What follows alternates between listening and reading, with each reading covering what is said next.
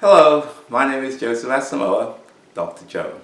I've been investing in real estate for over 25 years, and during that time I've been through 4 real estate cycles. The market changes, I've been through 4 cycles, both the ups, the downs, and the middle.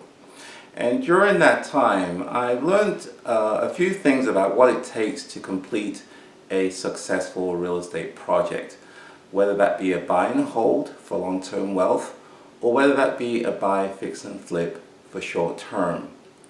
And my honest opinion is that the best way to learn this is to actually do a deal.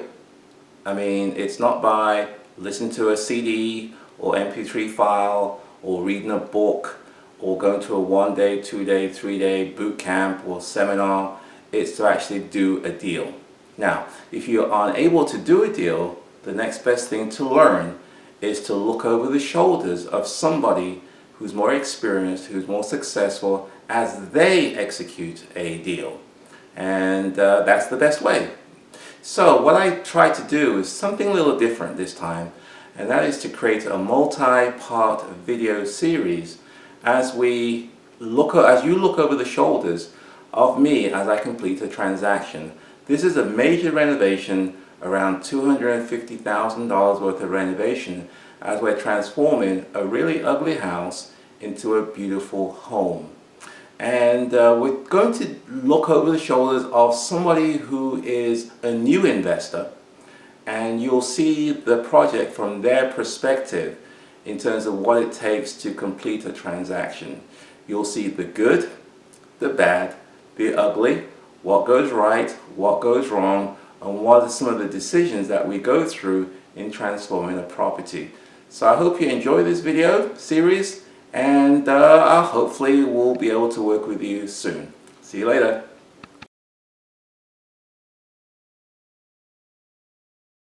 I am your average Joe. Well, no pun intended to Dr. Joe, but I'm originally from Boston. I grew up in a single family household with a single parent. Grew up in Section 8, and I think that one of my most vivid memories relating to this project is when I was, I don't know, maybe 7 or 8 years old. My mom made a comment about going to the rent office to pay her rent, and I immediately felt a lack of security because, I don't know, I guess I was just living in a fantasy world at age 7 or 8 and thinking that, our house that we lived in at the time was forever and that we owned it, and to know that we didn't own it and that we were just renting it, I don't know, it just really frightened me. So it just really, I don't know, started my obsession with wanting to own property.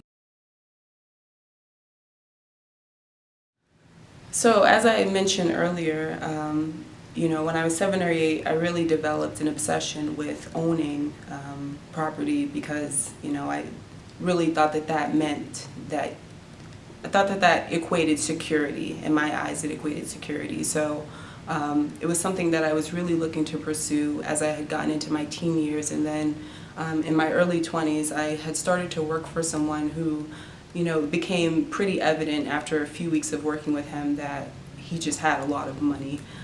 He had a really nice house, really nice car, and one day he eventually just shared a secret with me, and he said, that he learned a while back that 90% of the wealthiest people in the country are in real estate. And he said that once he heard that statistic, it really just motivated him to pursue real estate, and it obviously motivated me as well.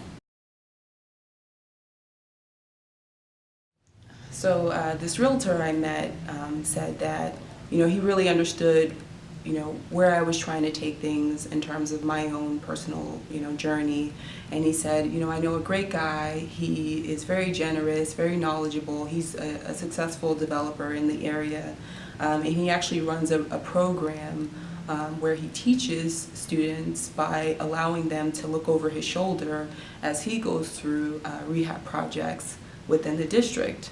And I immediately, just felt really inclined to reach out to this person who, turned out to be Dr. Joe.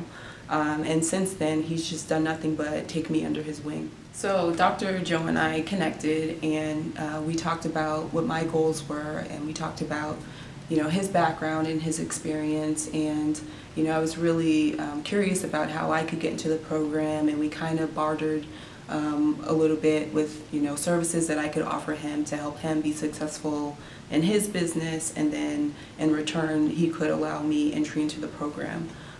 So, you know, I think that that's one of the great things about this program from the outset, is that you don't have to have money necessarily to be a part of it, whereas you have to have money to, you know, take a workshop that's not even going to scratch the surface.